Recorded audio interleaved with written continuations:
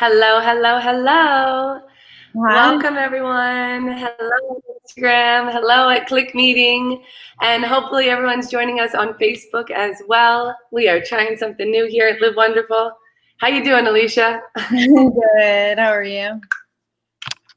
I'm doing great. Thank you guys for joining us. Today is Wednesday Wisdom. We have been doing Wednesday Wisdoms over on Instagram Live, and then originally we were doing our free photo tip classes on Fridays, and we're trying to combine it all together and have a little fun all at once with everyone. So hopefully our Instagram crowd will learn a little bit of photo tips, and our photography crowd will get a little bit of our Wednesday Wisdom. So thanks everyone who's coming on here live. I'm going to give everyone a few minutes to jump in and just give you a little bit of background about us here. Kermit says he's happy for the 4 p.m. session. Who else is happy for the new time frame? Yes, we were doing it at noon, but I have some big projects happening this fall, so we're switching it to the afternoons. How do you like it, Alicia? Afternoons working for you? Yeah, this works great. Good. Normally on Wednesdays, everyone, when we talk about Wednesday Wisdom here at Live Wonderful, it's all about giving us a dose of inspiration for our week, right? And it's all about different creative ways that we can live wonderful. And those of you who are here with us, you know that what it means to live wonderful is to find that present moment any chance you get and anchor you into a bit of joy for the day. So we're going to bring that in with our Wednesday Wisdom Word of the Week, which is framing.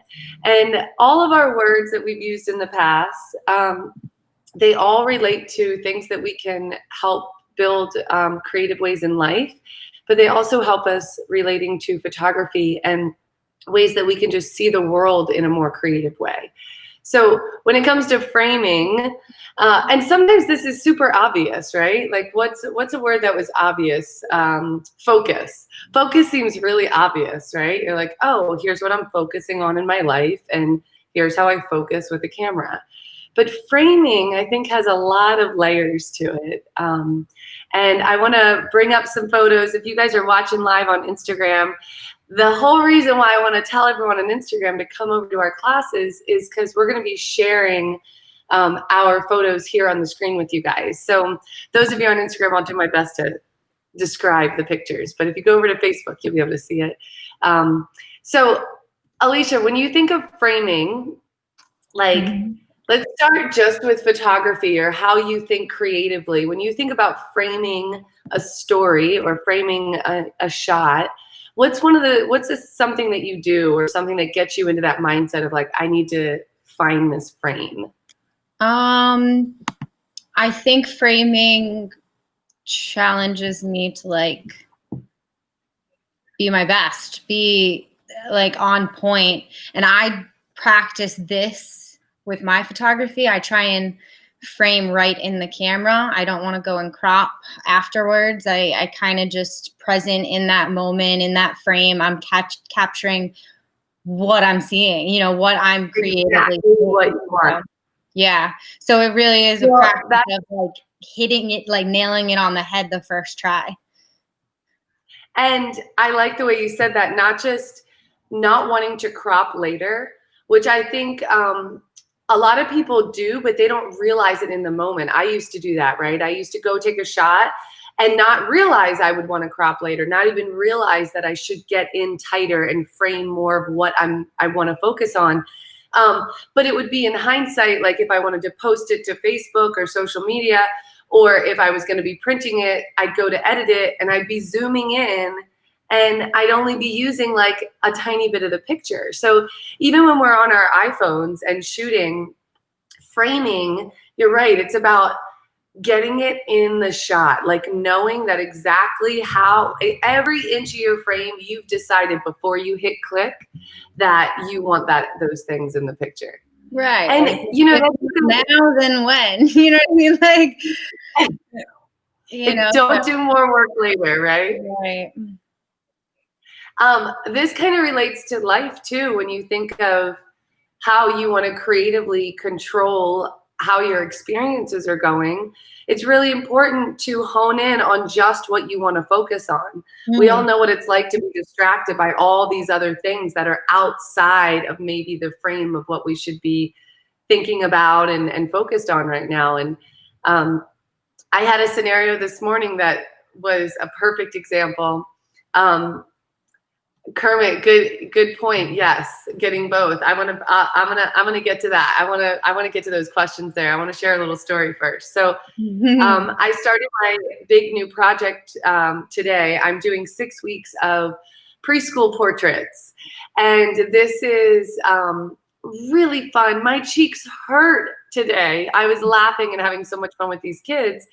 But I started the entire morning. I'm going to be honest with all of you guys, especially you photographers out there. I started the morning with 4 different things that went wrong in my photo shoot. 1, my flashes weren't syncing to my camera. Then I switched out my flashes and my pocket wizards weren't syncing to the flashes. Then once I got everything working, I couldn't get it to tether to my computer properly. Then the lady didn't have an extra power outlet. I mean, it was like one thing after another. So I started the whole day, the whole photo shoot with this frame of mind that was like anxious and hard. And I don't know if I can do this. And, you know, all these negative thoughts. And sure enough, I just turned around. I looked at the parents and the teachers and I was like, okay, we're going to try this again. We're going to start over. Let me take a deep breath. And I reframed the whole thing before I even got started. We were a half hour behind schedule. Like everything could have gone. I could have made everything feel even worse and more difficult because it was already going so wrong. But reframing is the key to this story. Okay, guys, like I chose in that moment that I had to reframe my energy, my ability to have fun with these kids and make sure that they were smiling. All those things I had to just push outside of my box and go, what do I need to focus on right now? I need to get these great portraits. So it could be anything you're challenged with in life that you're like, how can I reframe this and look at this a little differently? And getting back to what Alicia said with photography, it's like, you stop in that moment and you're like, wait a minute, before I click, how do I definitely want to frame this moment so that I know it's the best moment it can be. It's the best frame. I don't have to edit it later, right? I don't have to fix the situation later. Yeah. So I love what Kermit, let's see what the next question is. Kermit said, he said, what about capturing both wide and tight at the same time? So I think what you mean, Kermit, is getting a wide shot and then getting in and getting a second shot that's a close-up, which in that case, I want to teach you guys something that a famous photographer taught me once. Chris Burkhart said in a workshop once, you know you are a great photographer when your client gives you one vision and you produce 10 versions of the same vision. Meaning, if he wants a shot of this jacket or this item, right, whatever, it's a product shoot, you're not just getting that shot, you're getting it wide for the cover of their website. You're getting it tall and framed this way for a portrait shot. You're getting a close-in headshot. You're getting the whole scene. You're already seeing how this vision, this story, can be framed in a lot of different ways and still be used creatively. So I think that's what you meant, Kermit. Did you have any ideas to add to that, Alicia? Capturing both wide and tight. How do you feel about I've heard both. I've heard that one that you just said, and that you could take one photo and be able to crop it into many different types of photos. I mean, that's awesome. That's like you nailed it completely if you can manage to do that and crop so many different Chris Burkhart would actually take 10 different shots. He would not crop later. He would do what you're saying, but I'm saying that like when you see a frame, when you guys think in terms of frames and visual stories, as you become better and better at capturing or seeing that story, you're not just seeing one frame, you're seeing 10 different frames you can get of the same shot. Right. I would always do that too. I would always try and get multiple shots of one situation. Exactly. Make sure you're covering wide, you know, smaller, you know, very close, tight, you know, everything. Yes, yes, yes, yes. I've been Crystal, hysterical.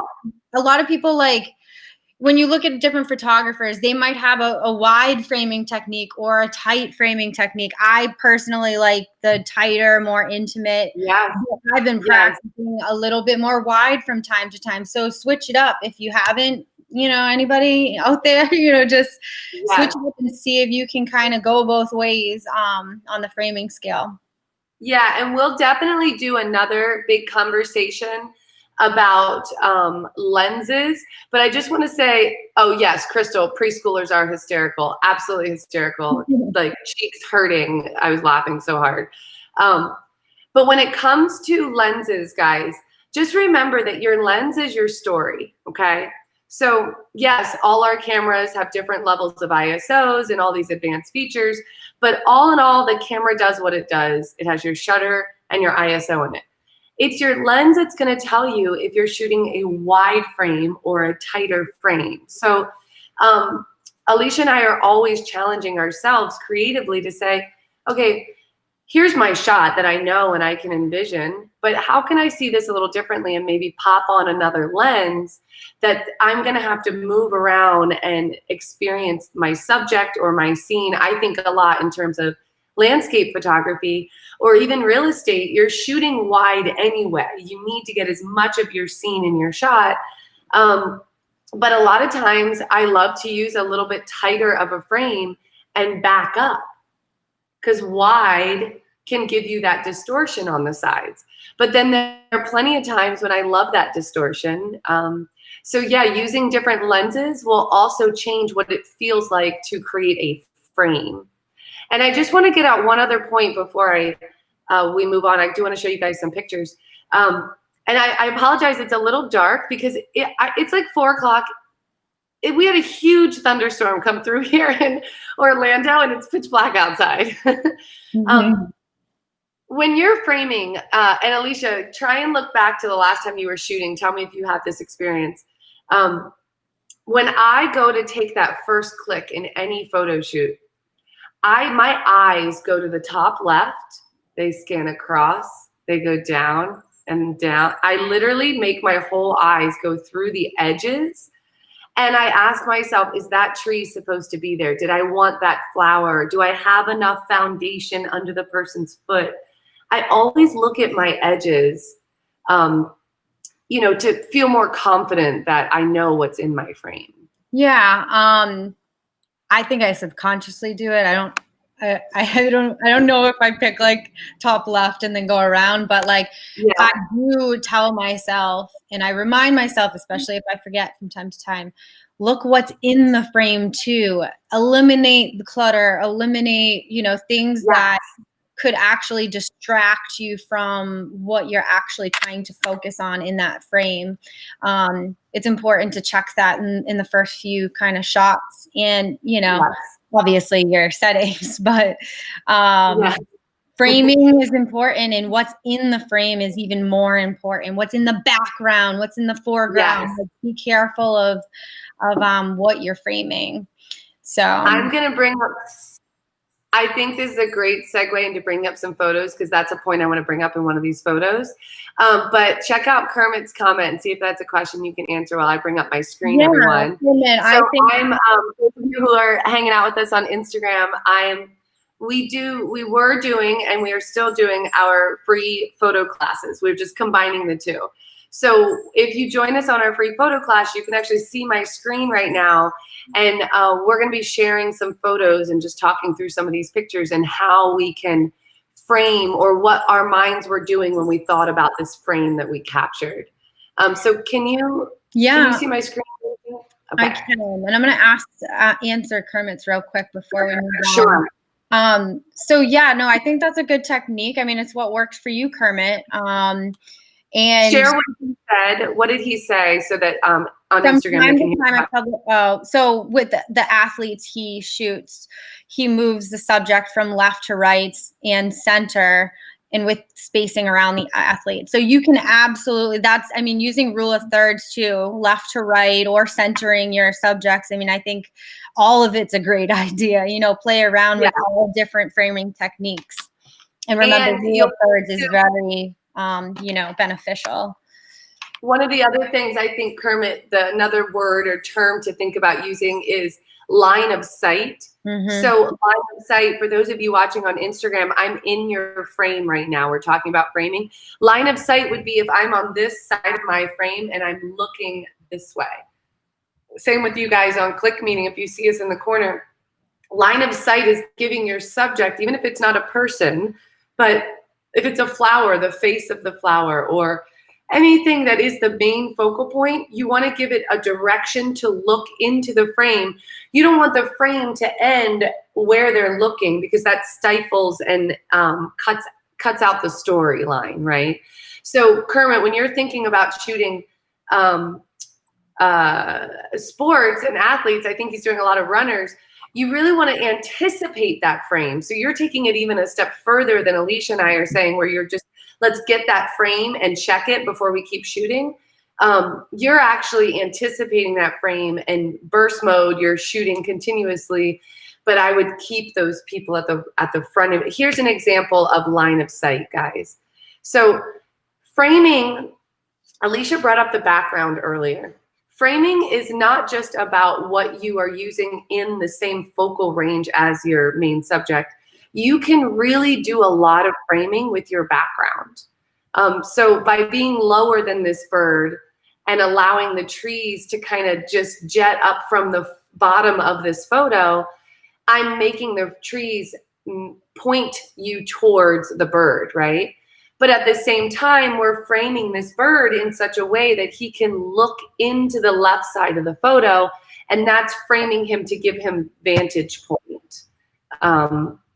If I had moved 10 feet to my right, the branch he's on would have been directly in front of that green tree, and it wouldn't have looked nearly as interesting, right?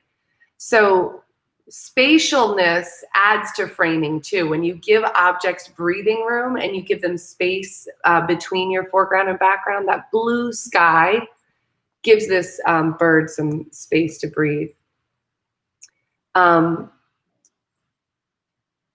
This was a shot we did recently for a brand shoot. And the one thing I just wanted to bring up in this shoot is framing when it comes to looking at your corners. And I know, Alicia, you do a lot of this with your real estate photography, but line up your frames when it comes to architecture or rooms and doors, or in this case, window frames, right? I wanted to make sure they were lined up. They weren't angled. Do you get that problem sometimes, Alicia, where it's, you get those wonky. Usually, a lens bend, the bending of the lens. If it's a wide angle, you gotta be careful of that. I mean, you can post edit and fix it for the most part, but sometimes you can't. You want to be aware of it in frame. And I always frame, especially in real estate. I always frame those lines in the back, the walls, be aware of that. Yeah, this one's not quite a wide angle. This is only about 30 millimeters. But I did have some distortion issues, and where I saw it was in the background, the buildings looked wonky, right? Because you'll always find that distortion issue around the edges of your frame, and it gets worse and worse the wider your lens, the wider you shoot. You're in this shot, you're definitely you're dealing with the actual bend of the fence there. So it's actually really difficult to line up the buildings in the back and the post and those wonky like fence things. So this one's a little difficult here. I can imagine. Yeah. And really, guys, this, we're talking about distortion that happens in the photos, but these are all layers and elements we have to consider when we're picking that final frame. So I knew in this brand session that I know those buildings, I know downtown in Lake Eola, and I knew his height and where the shadow was. I'm like, wherever I put him, I want to make sure there is space and he is framed evenly within the building. So putting him between the buildings was nice, but I wanted to show you the difference here. This is much more zoomed in. This is probably at 70 millimeters. And notice how the background, now he's bigger, right? So when you zoom in and you compress your shot, your focal point or your subject is gonna look bigger. Notice how big he looks against the buildings compared to here. Look how big, look how tall and big he looks to the buildings, right? So that's what's gonna happen when you shoot a wide angle shot. You're gonna have a lot more tiny elements in your background, whereas when you zoom in, I had to frame him differently because that blue space between the buildings would have made him look weird with two buildings too close to his head. So I decided to frame him that I turned my body, and keep that in mind, guys. Your framing isn't just about putting your subject perfectly in your background. It's about you moving. Alicia and I call it the dance. Like, you're moving around because you're lining up in your frame what's going on in my background and how is that cutting into my foreground. Mm-hmm. Alicia, if you have a shot, and while I'm doing this, if you have a real estate shot that you'd like to talk about with framing, I'd love to see one of those, because you focus on a style of framing that's really specific and intricate when you do that. Whereas I know a lot of us, at least in those candid shots, or for me, if I'm doing landscapes, I'm really looking for natural elements that are already there, and I'm choosing how can I piece these elements into a frame to help with the story. So in this case, it was all about pool in the grotto, but the palm trees added to it. The edge of the pergola added to it. So I kept making the shot a little wider, and I actually liked how it pulled you into the pergola. So look for other elements in your scene that you can put a top to, put a foundation on the bottom of or above to fill your frame nicely. That's another one I want to show. I just this is obvious. Pull something up real quick, but I'd have to share when okay, yeah. Let me do this. Let me. I'm gonna end my share screen and let Alicia share hers, because I would love to see. Hold on. Share screen. Sorry. Here we go. Open in browser. Oh, I have to click that. Okay. Oh, Crystal, I'll bring up the beekeeper in a minute too. I like that one as well. I want to talk about that. Okay. Can you see my screen? Yeah. Okay, perfect. Okay, so I'm going to view this. This is just one that I did. I mean, you can see in that first. Awesome. So even just framing, I don't know if you can see my mouse, but like the columns, you know, and the lines of the and stuff. And I always frame the horizon line too. I make sure that's straight across, whether it's in the background or. And when you guys are choosing, so here's where my mind goes when I think about, okay, I see my elements now. How am I going to frame them? I look for those edges on the walls or the edge of my scene. I look for the horizon line, and you kind of decide, do I want to get lower and get more sky, or do I want to come higher, push my horizon line down and get more water? So, you know, you guys can decide how you want to frame after you start to identify the elements in your scene that help you set the frame. Yeah, I try and get every type of angle to, you know, when it comes to this type of stuff. It's pretty interesting when you look at it. I mean, even the door, like some rooms aren't that exciting. You can see the doorway, you know, it's framed perfectly. And and you can see the edges. Go back to that door shot for a minute. And then I want to bring up a ceiling shot, because I can see a little bit of that hold effect that I want to.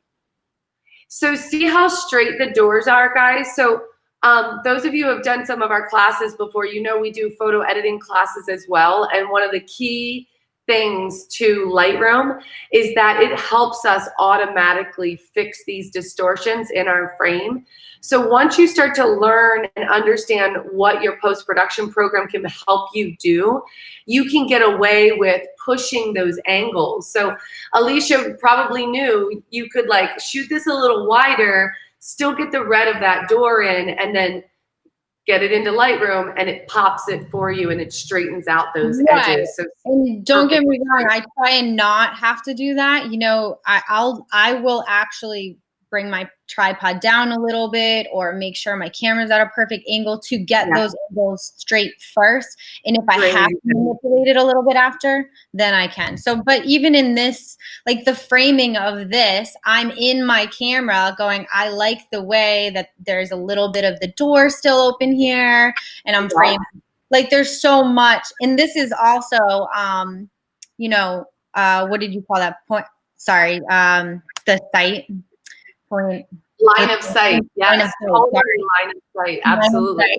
So, even guys, do you see how the light is framing the ground too? So she's working in really harsh lighting and shadows, but you're looking at your shadows to direct your angles as well. One of my favorite shots to shoot at Lake Eola is the sun bursting through the trees, and you get those sun rays that help create the frame of the shot that I want.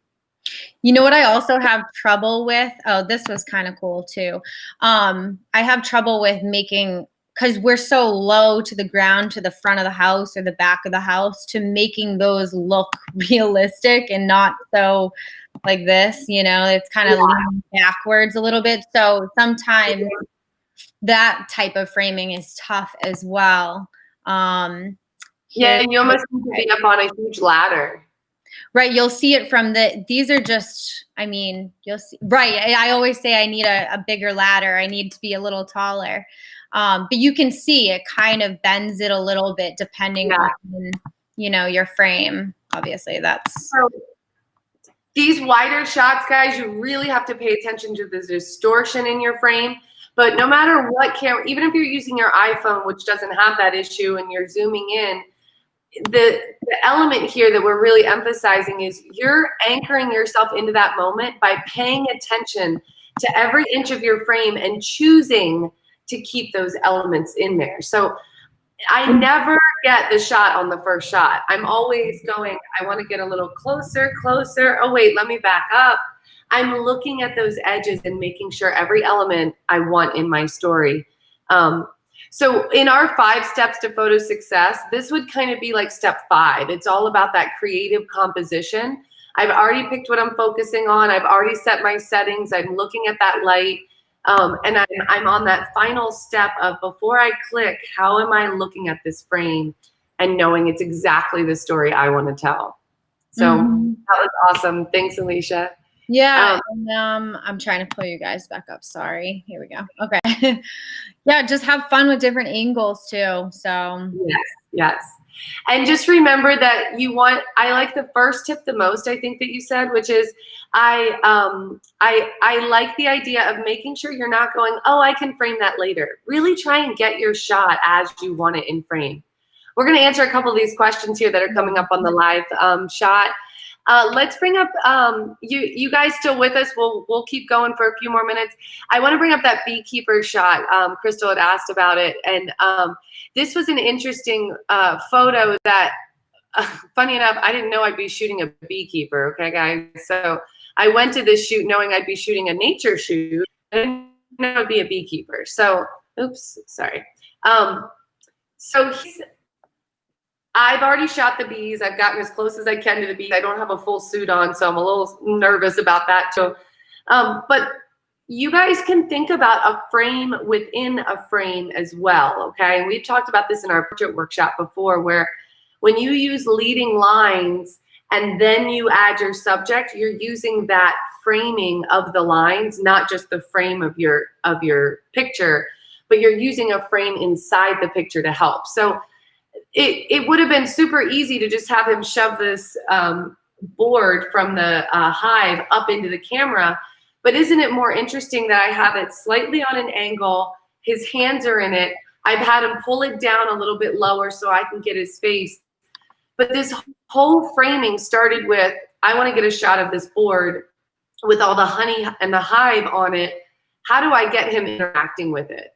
And so I backed up from the initial frame and then pulled him into it. And you can crop, guys. You can crop. I got a closer shot of this, you know, on his head here. But I've got a bunch of these. He's close, he's far, he's on an angle, but the whole shoot in this moment was about framing around the frame inside the shot and making sure I was getting that that hive or whatever you call that, honeybee. What were some of the other questions we had that came up here? Asked your picture with the lady on the white background. So when you're, how would you approach a shoot with a darker type of subject, whether it's person's skin color, okay. or, you know, that's so, a question. That's a great question. So Kermit's asking, I have a photo up here, guys, if you're following on Instagram, where it's a very white room. It's a white couch. She's a very light-skinned woman. She has blonde hair, and it's naturally lit. So obviously, well, let's back up to this one point that everyone needs to understand, even if you're just shooting with an iPhone. The camera, the lens, it only sees light. It doesn't see color. It doesn't care about movement. It doesn't care where you focus. So if it only sees light, then color is an element of light, all right? So the darker the color, the less light the camera is going to see. So in this shot, I have a lot of help. It's not just that I lit it well and we had an extra light hitting her. Actually, we had a reflector hitting her, but there was a lot of sunlight coming through to light this room. But I had the extra help of a bright white wall, a white couch, and the blonde hair. All of that was easy to expose for. If this had been a dark couch, if she had been dark skinned, if she had had dark brown hair, each one of those would have been separate elements that I would have had to pay attention to the exposure, making sure there was enough light getting into these darker areas so that it looked natural. So to answer your question simply, Kermit, I have already overexposed this image a little bit. If you were standing there with me, it did not look this bright in the room. I chose to overexpose this photo.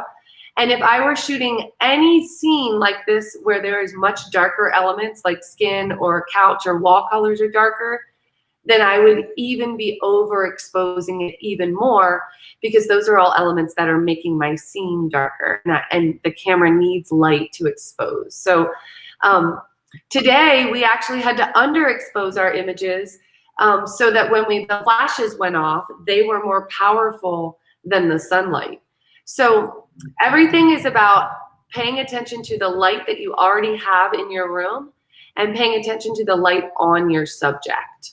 And I know we got a little off topic there with framing, but I hope you guys enjoyed that. I've done a wedding with both a black male and a white female. They were a couple, and it was you had to balance. We were outside, which is great, you know what I mean, because both skin tones worked, but you still had to balance the light in where I was going, if they were indoor or outdoor. So that it's just practicing and seeing how you can kind of expose differently in different situations on the fly. And just to wrap things back up with framing, when you're looking at challenges with lighting or posing or anything that's going on, come back to this word. How am I framing these elements? So in this case, it's how can I frame these people who might be lighter and darker skin? How can I maybe frame them differently or angle them differently, and use this word framing to kind of piece together that puzzle when it comes to light and your posing and all those elements in your layers. And you guys, we're going to keep this conversation going. I hope you guys have enjoyed this. Awesome. Someone just said on Instagram, I love the extra info. Great. Hey, everything we do here at Live Wonderful is organic and spontaneous. That's what it means to live wonderful. So don't think for a second Alicia and I are like, you know, planning out these tips. We are just chatting. And if we're rolling and everything's good and people are interacting, which we love, we will continue them. So I hope you guys enjoyed this. I hope you guys have a wonderful rest of your Wednesday. Look at this word framing, not just when you're capturing a photo, but also in life, okay? Frame your situations in a way that makes you feel like you have creative control over them, like you are choosing them, right? Tell yourself, frame it in such a way that, you know, you're living wonderful and you're having fun with it. That's what we want you guys to do, right? So get your cameras. I hope it's not raining wherever you are in the world, and you can go out and shoot. I'll be shooting again tomorrow morning. You got any shoots coming up, Alicia? Oh, I've been so busy with shoots. I go on tomorrow. Good, good, good. I hope you guys have a great time. If you ever have any questions for us during or after the classes, you can reach us at hello@livewonderful.com. And we will see you guys next week, 4 p.m. on Wednesdays. Tell all your friends on Instagram. Hopefully Facebook worked too. If you guys are watching on Facebook, we're streaming there as well. And you can always chime into our free classes and watch what we're doing here on the screen by heading over to livewonderful.clickmeeting.com. All right, guys? Loved having you. Thanks for coming on all the time, Alicia. Thanks, bye, everyone.